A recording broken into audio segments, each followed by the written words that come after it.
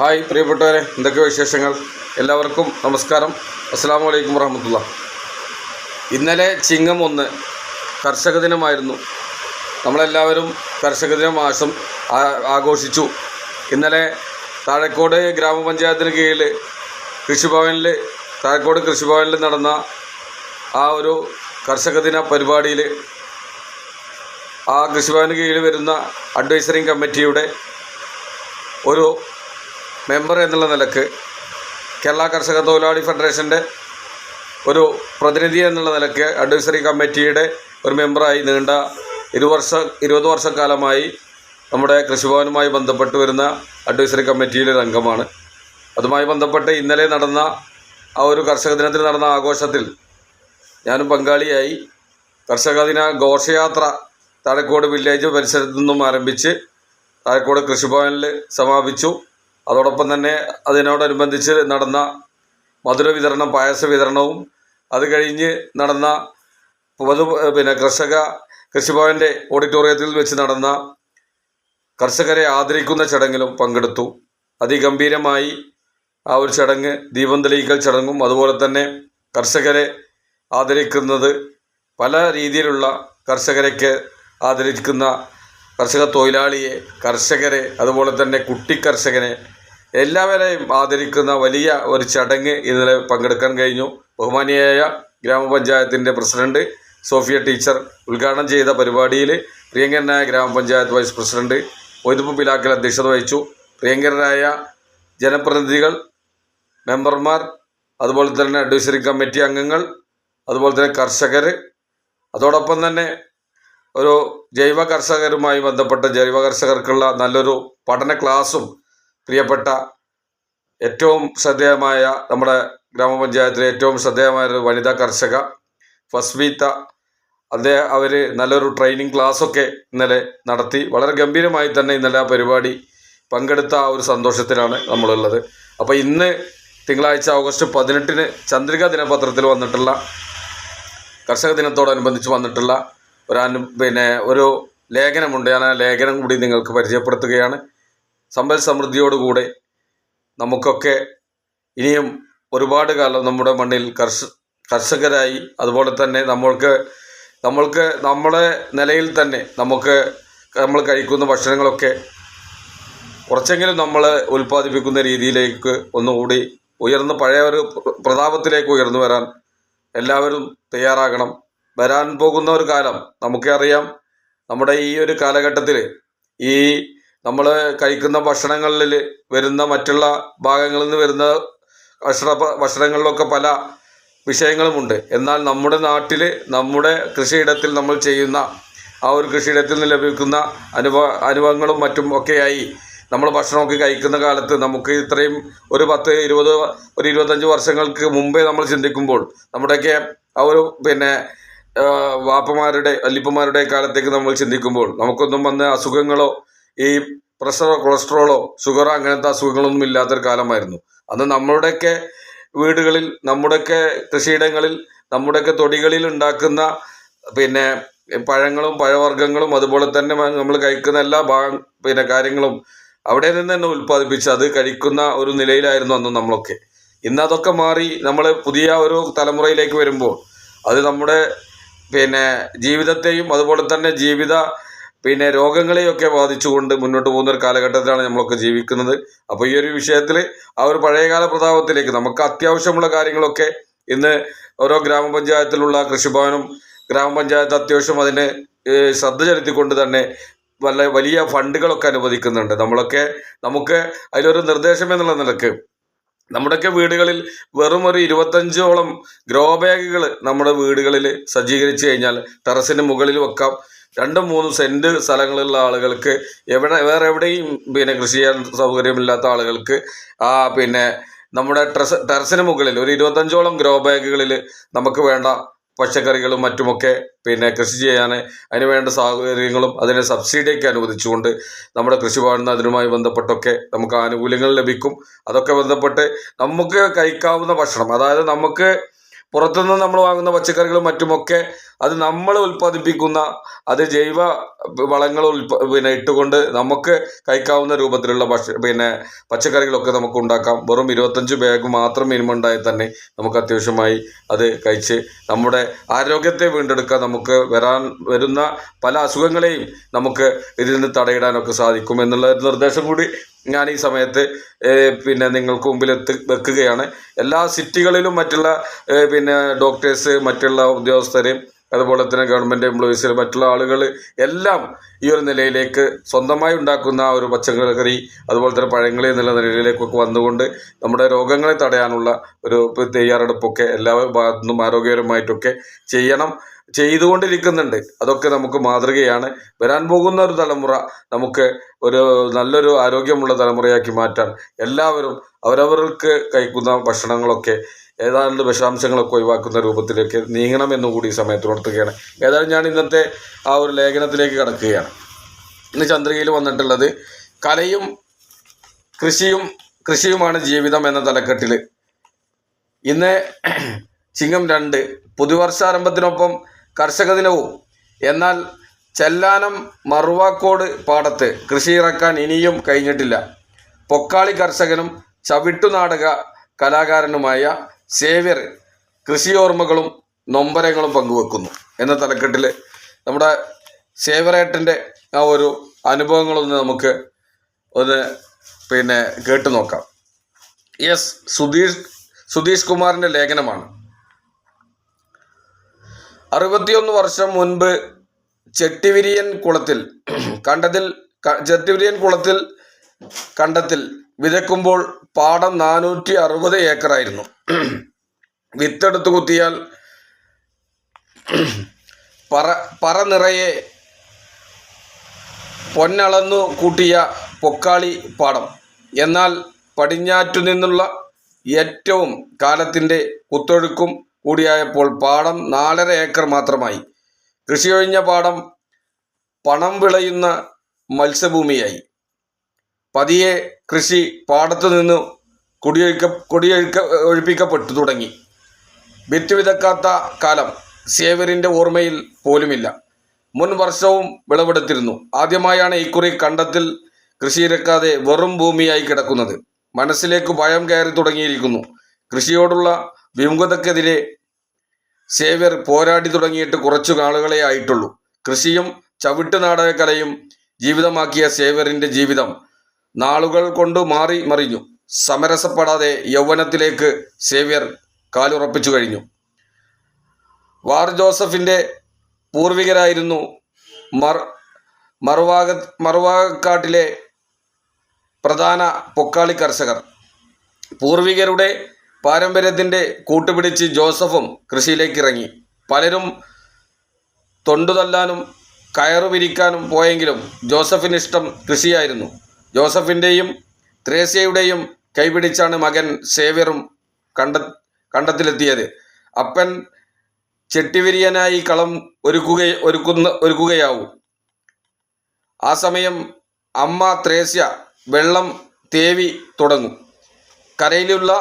കരയിലിരുന്ന Xavier അപ്പൻ്റെ കൃഷിപ്പാട്ട് കേട്ടു. അമ്മ പറഞ്ഞ കൃഷി ചൊല്ലുകൾ ഹൃദയസ്ഥമാക്കി. കണ്ടതും കേട്ടതുമെല്ലാം കൃഷിയെക്കുറിച്ചായിരുന്നു. ചാലുകീറിയ മണ്ണെടുത്ത് പ്രതിമകളുണ്ടാക്കി. പടിഞ്ഞാറൻ മാനത്തെ കടൽക്കോറ് കണ്ടുവിളിച്ചു പറഞ്ഞു, മഴ വരണുണ്ടേ. പൊക്കിൽക്കൊടി ബന്ധമാണ് സേവ്യറും കൃഷിയും തമ്മിൽ. വാർ ജോസഫിന് മക്കളായി 5 പേരുണ്ടെങ്കിലും മണ്ണിൻ്റെ മനസ്സ് കണ്ടത് സേവ്യറായിരുന്നു. കാലുറച്ചപ്പോൾ പതിയെ കണ്ടത്തിലേക്ക് ഇറങ്ങി. കൊയ്യാറായ നെല്ലും കളം പിടിക്കാനായി അപ്പനും അമ്മയ്ക്കുമൊപ്പം സേവ്യർ ആദ്യമായി കൈകോർത്തു. മറ്റുള്ളവർ മറുപടി തേടി മറുകരയിലേക്ക് പോയപ്പോൾ സേവ്യർ കളത്തിൽ കണ്ടത്തിലേക്ക് ഇറങ്ങി. പൊന്നുപോലെ സൂക്ഷിച്ച കൈക്കോട്ടും തൊപ്പിയും പെട്ടിയും പറയും അപ്പൻ സേവ്യറിന് കൈമാറി. അന്ന് മുതൽ ഇന്ന് വരെ സേവ്യറാണ് കണ്ടത്തിലെ പ്രധാന കൃഷിക്കാരൻ.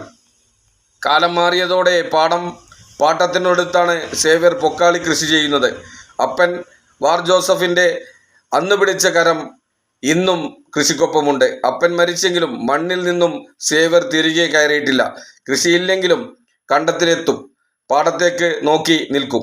ചിലപ്പോൾ വളർന്ന കുറ്റിച്ചെടികൾ പിഴുതുമാറ്റും. കൃഷിയില്ലാ കാലം എന്ന തലക്കെട്ടില് വർഷത്തെ രണ്ടായി പകുത്താണ് പൊക്കാളി പാടത്തെ ചെട്ടിവിരിയൻ കൃഷി രീതി. 6 മാസം നെല്ലും 6 മാസം ചെമ്മീൻ കൃഷിയും എന്നാണ് കണക്ക്. വിഷുപ്പച്ചയോടെ കൃഷിക്കുള്ള ഒരുക്കങ്ങളായി.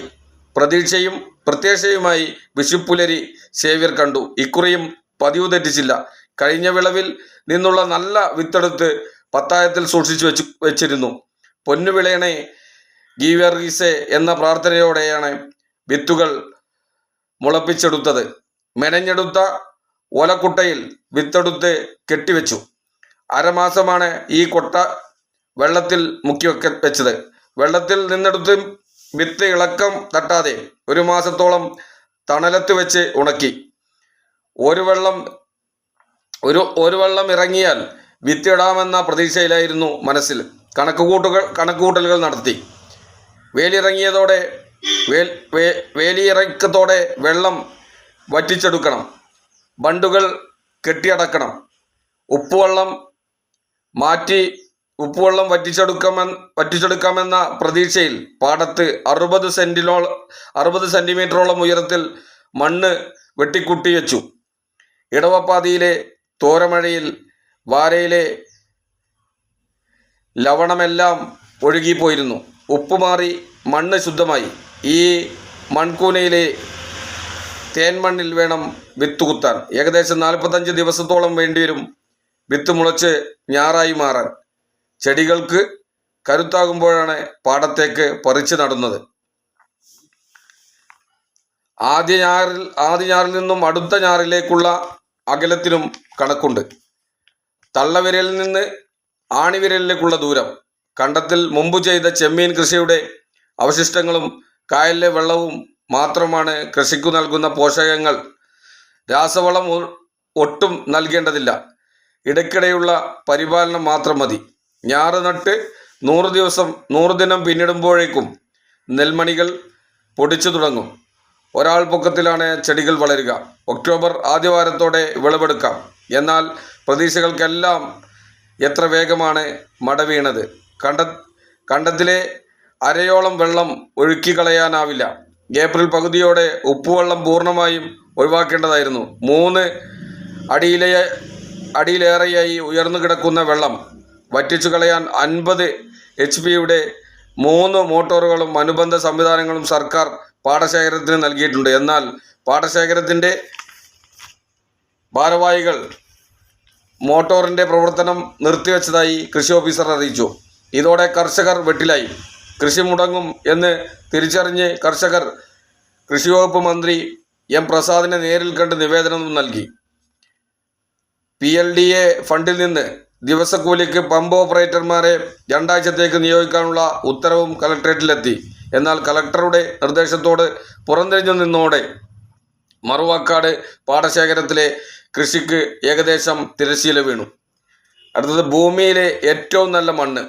നൂറ്റാണ്ടുകൾക്ക് മുമ്പ് തന്നെ സേവ്യറിൻ്റെ പൂർവികർ കൃഷിയിലേക്ക് ഇറങ്ങിയെങ്കിലും പൊക്കാളിയുടെ ചരിത്രം കേരള വികസനത്തിൻ്റെ കാലം കൂടിയാണ് അടയാളപ്പെടുത്തുന്നത്.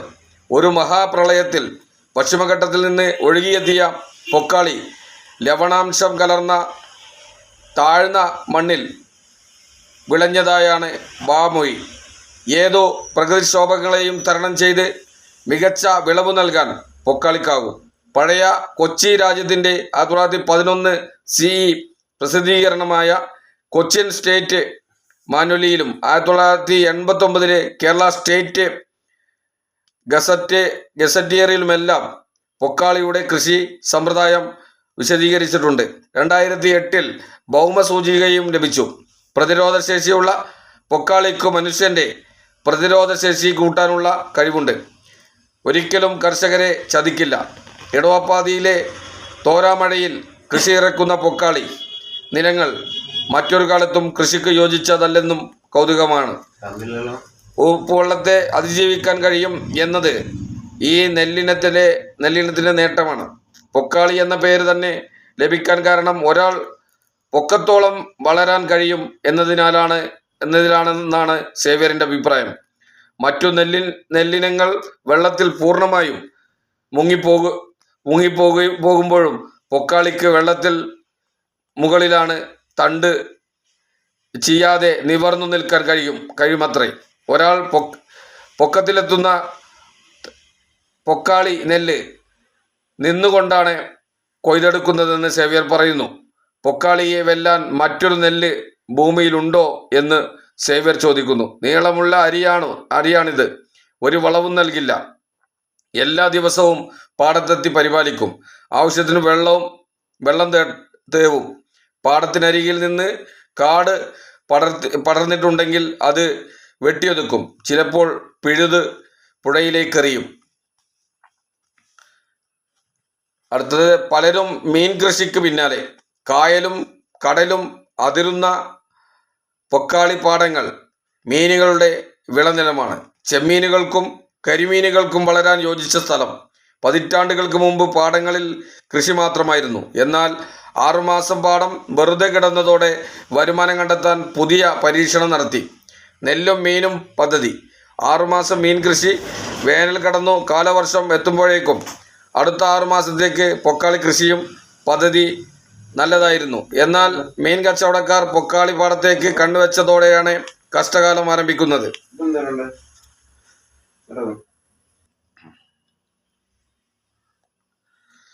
ലക്ഷങ്ങളുടെ ലാഭമാണ് മീൻ കൃഷിയിൽ നിന്നും ലഭിക്കുന്നത്. ഇതോടെ മറുവാക്കാട്ടുള്ള പല പാടശേഖരങ്ങളും ഇന്ന് മീൻ കച്ചവടക്കാരുടെ കൈകളിലായി.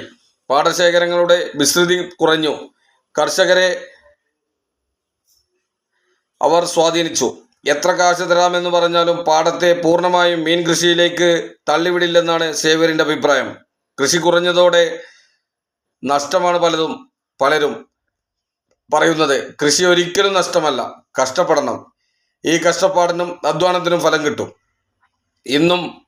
ഇന്ന് പലരും പാടം മീൻകെട്ടിന് കൊടുക്കുകയാണ്. കഷ്ടപ്പെടേണ്ട, വീട്ടിൽ കാശെത്തും. അടുത്ത ഒരു തലക്കെട്ട്, ജീവൻ നഷ്ടപ്പെട്ട മറുവാക്കാട്. കൃഷി താളം തെറ്റിയതോടെ സേവ്യറിന്റെ മാത്രമല്ല മറുവാക്കാടിന്റെ ജീവിതവും മാറിമറിഞ്ഞു. പൊക്കാളിയായിരുന്നു മറുവാക്കാടിന്റെ ജീവിതതാളം. കൃഷിയെ ആശ്രയിച്ചു കഴിഞ്ഞ കുറേ കുടുംബങ്ങളുണ്ടായിരുന്നു. കൊയ്ത്തും മെതിയുമായി ജീവിതം പുലർത്തിയവർ. പാടശേഖരത്തോട് ചേർന്ന് 9 വീട്ടുകാരാണ് താമസിച്ചിരുന്നത്. ഒരു വീട്ടിൽ 4ഉം 5ഉം പുരകൾ ഉണ്ടായിരുന്നു. മരക്കുറ്റികൾ ചെളിയിൽ താഴ്ത്തി അതിൽ ഓലയും പുല്ലും മേഞ്ഞ വീടുകൾ. കൃഷിയിടങ്ങൾ കുറഞ്ഞതോടെ മറ്റു പ്രദേശങ്ങളിലേക്ക് വെള്ളം കയറി തുടങ്ങി. വീടുകളിലും വെള്ളം വന്നു. വരമ്പുകൾ ഇല്ലാതായി. വെള്ളം പരക്കെ ഒഴുകി. കര പലതും കായൽക്കടൽ വെള്ളം കവർന്നു. പതിറ്റാണ്ടുകൾക്ക് മുമ്പ് സേവ്യർ മറുവാക്കോട് നിന്ന് സൈക്കിളിൽ വീട്ടിലെത്തിയിരുന്നു. പാടം കഴിഞ്ഞ് വേണം വീട്ടിലെത്താൻ. ഇന്നിപ്പോൾ അത് പറ്റില്ല. കൃഷി നിന്നതോടെ നടവഴി വരെ ഇല്ലാതായി. ഇന്നും വഴികളെ ഓർമ്മപ്പെടുത്തി അന്നുണ്ടായിരുന്ന തെങ്ങിൻ കുറ്റികൾ വെള്ളത്തിൽ താഴ്ന്നു കിടക്കുന്നുണ്ട്. പുരയിടങ്ങളിലേക്ക് വെള്ളം കയറി തുടങ്ങിയതോടെ ഓരോരുത്തരായി വീടൊഴിഞ്ഞു പോയി. ഇന്ന് സേവ്യറും ഭാര്യയും മക്കളും മാത്രമാണ് താമസം. ഒരു ദ്വീപിൽ താമസിക്കുന്നത് പോലെ. 9 വീടുകാരിൽ നിന്ന് ആദ്യം പോയത് അറക്കര അതിനാമിയാണ്. പിന്നീട് കല്ലുവീട്ടിൽ ആർക്കോസും അറക്കൽ ഗ്രിഗറിയും പോയി.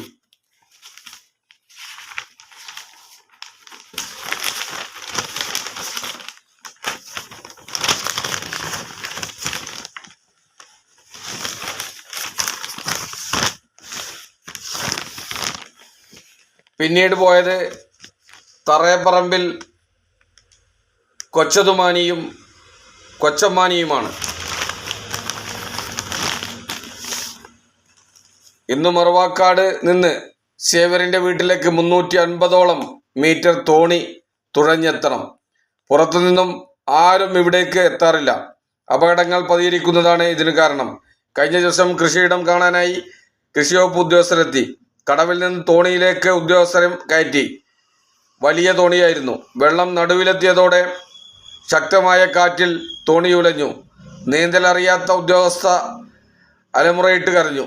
മറുകരയെത്താൻ ഇനിയും വേണം 250ഓളം മീറ്റർ. ഇതിനിടെ തോണിയുടെ കോലൊടിഞ്ഞു.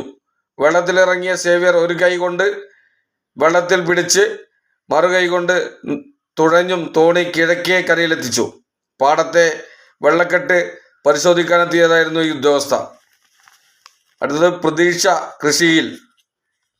പൊക്കാളി കൃഷി തിരികെ വരുമെന്ന് തന്നെയാണ് സേവ്യറിന്റെ പ്രതീക്ഷ. ഈ വർഷം കൃഷി ഇറക്കാനായില്ല എങ്കിലും അടുത്ത വർഷം കൃഷി നടത്താൻ കഴിയുമെന്ന് തന്നെയാണ് സേവ്യർ കരുതുന്നത്. അവശേഷിക്കുന്ന പാടത്തെങ്കിലും കൃഷി ഇറക്കണം. പാടത്തേക്ക് കര വളർന്നാലും കൃഷി ഉപേക്ഷിക്കില്ല. വർഷങ്ങളായി കൊണ്ടു നടന്ന ജീവിത രീതിയാണിത്. ഇതല്ലാതെ മറ്റൊന്നും അറിയില്ല. പുലർച്ചയോടെ കിഴക്ക് എഴുപുന്ന കായലിലേക്ക് മീൻ പിടിക്കാൻ പോകും. സന്ധ്യയോടെയാണ് മടങ്ങിവരവ്. കായലിൽ മണിക്കൂറുകളോളം ഒറ്റയ്ക്ക് ചൂണ്ടയും വലയും ഇടും. പുറം ലോകവുമായി ഒരു ബന്ധവുമില്ല. കൃഷി തുടങ്ങിയാൽ സമയം കിട്ടുമ്പോൾ മാത്രമേ മീൻ പിടിക്കാൻ പോവുകയുള്ളൂ എന്ന് സേവ്യർ പറയുന്നു. കൃഷിക്കൊപ്പം കലയും എന്ന തലക്കെട്ടിലെ പാടത്തു നിന്നും സേവ്യർ കയറുന്നത് തട്ടിലേക്കാണ്. ചവിട്ടുനാടക തട്ടിൽ. അവിടെ ഗബ്രിയേലിൻ്റെയും ഗോലിയാത്തിൻ്റെയും ദാവൂദിൻ്റെയും വേഷം കാത്തിരിക്കുന്നു. അപ്പൻ ജോസഫ് ചവിട്ടുനാടക കലാകാരനായിരുന്നു. കൊച്ചിയിൽ മാത്രം കാണപ്പെടുന്ന കലാരൂപം. അപ്പനൊപ്പം ചൂട്ടുകറ്റ തെളിച്ച് സേവ്യറും ചവിട്ടുനാടകം കാണാൻ പോയി. സന്ധ്യക്ക് പുറപ്പെട്ടാൽ രാത്രി വൈകിയേ മടങ്ങിയെത്തുകയുള്ളൂ. സെൻറ്റ് സെബാസ്റ്റ്യനിൽ ദക്ഷിണ വെച്ചു 4-ാം വയസ്സിൽ തട്ടിൽ കയറി. ആദ്യ സമയത്ത് കുട്ടികളുടെ വേഷമായിരുന്നു. പിന്നീട് പ്രധാന വേഷങ്ങളിലേക്കെത്തി. ഏറെയും ക്രിസ്ത്യൻ പശ്ചാത്തലത്തിലുള്ള കഥകളായിരുന്നു. 24-ാം വയസ്സിലാണ് പ്രധാന കഥാപാത്രങ്ങളായി അരങ്ങത്തെത്തിയത്. ചിലങ്ക കെട്ടി മേക്കപ്പിട്ട് അഭിനയിച്ചത് ദാവൂദും ഗോലിയാത്തുമാണ്. അന്നു മുതൽ ഇന്ന് വരെ 12 നാടകങ്ങളിൽ അഭിനയിച്ചു. അതിൽ 9 എണ്ണവും സ്റ്റേജിൽ കയറിയ നാടകമാണ്. മറ്റു 2 നാടകങ്ങൾക്ക് വേദി കിട്ടിയില്ല. മഹാനായ അലക്സാണ്ടറിൽ 5 വേഷങ്ങളിലാണ് അഭിനയിച്ചത്. പ്രഭുവായും രാക്ഷസനായും രാജാവായും വേഷമിട്ടു. ഗബ്രിയേൽ രാജാവാണ് ഇഷ്ടവേഷം. ഗബ്രിയേൽ വില്ലനായിരുന്നു. പള്ളിപ്പറമ്പിലും നാൽക്കവലകളിലും ഈ നാടകം അവതരിപ്പിച്ചപ്പോൾ നീളെ കയ്യടി കിട്ടി. മഹാനായ അലക്സാണ്ടർ, വീരയോദ്ധാവ്, കൊട്ടാര രഹസ്യം, മണിമുകൂരം തുടങ്ങി അഭിനയിച്ച നാടകങ്ങളുടെ പട്ടിക തന്നെ നീണ്ടു നിവർന്നു കിടക്കുന്നു. 2018-ൽ നടുവിന് വേദന വന്നതോടെ അഭിനയം അവസാനിപ്പിക്കാൻ തീരുമാനിച്ചു. എന്നാൽ ചിലങ്ക കാണുമ്പോൾ ചുണ്ടിൽ പാട്ടുവരും. അറിയാതെ കാലുകൾ ചുവടുവെക്കും. തലയിലെ കിരീടം ചൂടിയതായി തോന്നും. അരികിൽ ഗബ്രിയേൽ രാജാവിനെ കാണും. ചുവന്ന വെളിച്ചം പ്രകാശിച്ചു തുടങ്ങും.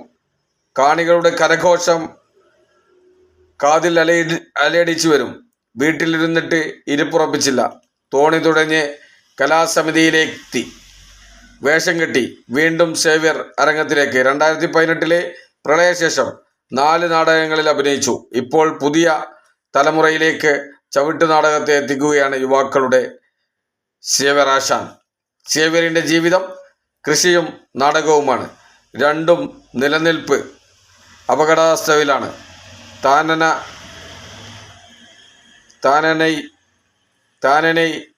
താനന്ദ താകൃത തെയ്യത്താം നാടക ശീലുപാടി പ്രതീക്ഷയോടെ പുലർവെട്ടത്തിലേക്ക് സേവ്യർ തുഴയെറിഞ്ഞു. ഏറ്റവും ആകർഷകമായ ഒരു ലേഖനമാണ് ഞാൻ നിങ്ങൾക്ക് മുമ്പിൽ എത്തിച്ചത്. നമ്മൾ കർഷക ദിനത്തിൽ ഞാൻ നേരത്തെ സൂചിപ്പിച്ചല്ലോ, ആഘോഷങ്ങളിലും അതുപോലെ തന്നെ ആദരിക്കൽ ചടങ്ങിലൊക്കെ പങ്കെടുത്തു എന്ന ഒരു ചാരിതാർത്ഥ്യം വളരെ സന്തോഷത്തോടെയാണ് ഞാൻ നിങ്ങൾക്ക് മുമ്പിൽ എത്തിച്ചത്. അതോടൊപ്പം തന്നെ നമ്മൾ ഇന്ന് നമുക്ക് അന്യം നിന്ന് പോയിക്കൊണ്ടിരിക്കുന്ന ഈ ഒരു കർഷക മേഖല അത് തിരികെ കൊണ്ടുവന്നാൽ നമ്മുടെ നാടിനും നാട്ടുകാർക്കും അതുപോലെ തന്നെ ആരോഗ്യ കാര്യങ്ങളിലുമൊക്കെ നമ്മുടെ കുടുംബത്തിനും ഒക്കെ നമുക്ക് മുന്നേറാൻ, നമുക്ക് രോഗങ്ങളിൽ നിന്നൊക്കെ മാറി നിൽക്കാനൊക്കെ നമുക്ക് സാധിക്കും. അതിനുള്ള ഒരു തലമുറയായി ഭാവിയിൽ ഇത് ഈ കർഷകരെയൊക്കെ പ്രോത്സാഹിപ്പിച്ച് ഇന്നൊക്കെ നമ്മുടെ സ്കൂളുകളിൽ, വിദ്യാലയങ്ങളിൽ എല്ലാം ഇന്ന് കൃഷിയെ പ്രോത്സാഹിപ്പിച്ചുകൊണ്ട് അധ്യാപകരും അതുപോലെ തന്നെ മറ്റുള്ളവരൊക്കെ ഇതിലേക്ക് കർഷകരെ ആവാൻ വേണ്ടി കുട്ടികളെ പ്രോത്സാഹിപ്പിക്കുന്ന നിലയിലേക്കൊക്കെ എത്തിയിട്ടുണ്ട്. പല സ്കൂളുകളിലൊക്കെ നമുക്ക് കാണാം, അവിടെ വെക്കുന്ന ഭക്ഷണങ്ങൾക്ക്, അവിടെ വെക്കുന്ന കറികൾക്കും മറ്റുമൊക്കെ ആയിട്ടുള്ള പച്ചക്കറി വിഭവങ്ങളൊക്കെ സ്കൂളിൽ തന്നെ അവിടെ കൃഷി ചെയ്തുണ്ടാക്കി അതിൽ നിന്ന് കിട്ടുന്ന വിളവ് കൊണ്ട് സ്കൂളുകളിലെ മറ്റു വിദ്യാലയങ്ങളിലേക്ക്, ഭക്ഷണങ്ങളിലേക്ക്, കറികളിലേക്കൊക്കെ കൂട്ടാൻ ഈ ഒരു പച്ചക്കറി വിഭവങ്ങളൊക്കെ ഉപയോഗപ്പെടുത്തുന്നതും ഒക്കെ നമുക്ക് കാണാം. നമ്മുടെയൊക്കെ വീടുകളിൽ ഇന്ന് പച്ചക്കറി, മറ്റ് പഴവർഗ്ഗങ്ങളുടെയൊക്കെ കൃഷി മാറി മറ്റുള്ള ചെടികളും പൂക്കളായിട്ടുള്ള ചെടികളും മറ്റുമൊക്കെ ആയിട്ടാണ് നമ്മളൊക്കെ കാണുന്നത്. എന്നാൽ നമ്മുടെയൊക്കെ വീടുകളിൽ ഈ ഒരു പൂക്കളും മറ്റു ചെടികളൊക്കെ നമ്മൾ ഉൽപ്പാദിപ്പിക്കുന്നതോടുകൂടെ തന്നെ നമുക്ക് പഴവർഗ്ഗങ്ങൾ, മറ്റുള്ള വിഭവങ്ങളടങ്ങിയ, ഫ്രൂട്ട്സുകളടങ്ങിയ പഴവർഗ്ഗങ്ങളുടെയൊക്കെ അതിൻ്റെ വിത്തുകളും അതുപോലെ തന്നെ നമുക്കതിൻ്റെ ചെടികളും മരങ്ങളുമൊക്കെ ആയിട്ട് നമുക്ക് ഇഷ്ടം പോലെ ഇന്ന് കിട്ടാനുണ്ട്. അതൊക്കെ വാങ്ങി പഴയ കാലങ്ങളിലെ പോലെയല്ല, ഇന്നൊക്കെ 2-3 വർഷമാകുമ്പോഴേക്ക് പഴമാവുന്ന രൂപത്തിൽ, കായ്ക്കുന്ന രൂപത്തിൽ എത്തുന്ന, കൃത്യമായി തന്നെ അതിന് തയ്യാറെടുപ്പ് നടത്തിയിട്ടുള്ള ചെടികളും മരങ്ങളും ഒക്കെയായി നമുക്ക് ഇന്ന് വാങ്ങാനും മറ്റുമൊക്കെ ലഭിക്കും. കൃഷിക്ക് അനുയോജ്യമായ രീതിയിലുള്ള കാര്യങ്ങൾ ചെയ്യാൻ കൃഷിഭവനും അതുപോലെ തന്നെ ഗ്രാമപഞ്ചായത്തുകളും വേണ്ട രൂപത്തിലൊക്കെ അതിനുവേണ്ട ഫണ്ടുകളും സബ്സിഡികളും ഒക്കെ തരാനും ചെയ്യാനും ഒക്കെ തയ്യാറാണ്. അപ്പോൾ ഒരു മേഖലയിലേക്ക് കടന്നു ചെന്നുകൊണ്ട് ഇന്ന് ചിങ്ങം 2 എങ്കിൽ പോലും ഇന്നലെ നടന്ന ആ ചിങ്ങം 1 ആ ഒരു കർഷക ദിനത്തോടനുബന്ധിച്ച് ഇന്നത്തെ ഈ ഒരു ലേഖനം നിങ്ങൾക്ക് മുമ്പിൽ എത്തിക്കാൻ കഴിഞ്ഞത് വളരെ സന്തോഷമായി തോന്നുകയാണ്. ഏതായാലും ഇനിയും ഇതുപോലുള്ള കർഷക ദിനങ്ങൾ ഇനിയും ഒരുപാട് കാലം നമുക്ക് ആഘോഷിക്കാനും അതോടൊപ്പം തന്നെ കർഷകർക്ക്, കൃഷി ചെയ്യുന്നവർക്ക് പിന്തുണ നൽകാനുമൊക്കെ നമുക്ക് സാധിക്കട്ടെ എന്ന് പ്രാർത്ഥിക്കുകയാണ്. നമ്മുടെ നിലനിൽപ്പ് ഏറ്റവും നമ്മൾ ആദരിക്കേണ്ടതും ബഹുമാനിക്കേണ്ടതും ആദരവ് നൽകേണ്ടതും കൃഷിക്കാർക്കാണ്. അവർ നൽകുന്ന ഏറ്റവും കീടനാശിനികളും മറ്റും ഉപയോഗിക്കാതെ ജൈവ കർഷക രീതിയിൽ തങ്ങളുടെയൊക്കെ പഞ്ചായത്ത്, ഞാൻ നേരത്തെ സൂചിപ്പിച്ചതുപോലെ തന്നെ ഫെസ്വിത്ത കൃത്യമായി ജൈവ കർഷകയാണ്. അവർ കൃഷി മേഖലയിൽ എല്ലാം ചെയ്ത് പയറ്റി തെളിഞ്ഞ ഒരു കർഷകയാണ്. നമ്മൾ മുന്നോട്ടിറങ്ങിയാൽ നമുക്കത് സാധിച്ചെടുക്കാം എന്നുള്ളത് അവർ ഇന്നലെ അവരുടെ ക്ലാസ്സിൽ പ്രത്യേകം നമുക്കൊക്കെ സൂചന നൽകിയിരുന്നു. നമ്മളൊന്ന് തിരിഞ്ഞ് നോക്കി നമുക്ക് കൃത്യമായി തന്നെ വളരെ കുറഞ്ഞ സ്ഥലമാണ് നമുക്കുള്ളതെങ്കിൽ പോലും അതിൽ നമുക്ക് ചെയ്യാവുന്ന മേഖലയിലേക്ക് തിരിഞ്ഞുകൊണ്ട് നമുക്ക് ആവശ്യമായ അതോടൊപ്പം തന്നെ അതിൽ നിന്ന് ആദായം ലഭിക്കുന്ന രൂപത്തിൽ നമ്മുടെ കുടുംബം മുന്നോട്ട് പോകുന്ന രൂപത്തിൽ ആദായം ഉണ്ടാക്കാനൊക്കെ കഴിയുന്ന ഒരുപാട് കർഷക മേഖല അവർക്കറിയാം. ഞാൻ എന്തായാലും എൻ്റെ വീഡിയോയുടെ അടിയിൽ ഡിസ്ക്രിപ്ഷനിൽ പ്രിയപ്പെട്ട വസ്മിതയുടെ ഡീറ്റെയിലൊക്കെ നമുക്ക് കൊടുക്കാം. നിങ്ങൾക്ക് ആവശ്യമുള്ളവർക്ക് ബന്ധപ്പെടാം. ഏത് കർഷകരാണെങ്കിലും അവരെ പല രീതിയിൽ എല്ലാ മേഖലയിലും കടന്നു ചെന്നുകൊണ്ട് ചെയ്യുന്ന കർഷകയാണ്. അവരുമായി നിങ്ങൾക്ക് കാര്യങ്ങൾ ചോദിച്ചറിയാനുള്ള നമ്പർ കൂടി ഞാൻ ഇതിൻ്റെ അടിയിൽ ഡിസ്ക്രിപ്ഷനിൽ തരാം. ഏതായാലും ഇന്നത്തെ വീഡിയോ വലിയ സന്തോഷത്തോടെയാണ് ഞാൻ നിങ്ങൾക്ക് മുമ്പിൽ എത്തിച്ചത്. ഏവർക്കും ഒരിക്കൽ കൂടി കർഷക ദിന ആശംസകൾ നേർന്നുകൊണ്ട് ഞാൻ ഇന്നത്തെ വീഡിയോ ഇവിടെ വൈൻഡപ്പ് ചെയ്യുകയാണ്. ഇതുപോലുള്ള മറ്റു വീഡിയോകളുമായി ഞാൻ നിങ്ങളുടെ മുന്നിലേക്ക് എത്തുന്നത് വരേക്കും എല്ലാവർക്കും നന്ദി, നമസ്കാരം. അസ്സലാമു അലൈക്കും വറഹ്മത്തുള്ളാഹി തആല വബറകാതുഹു. മാസ്സലാമ.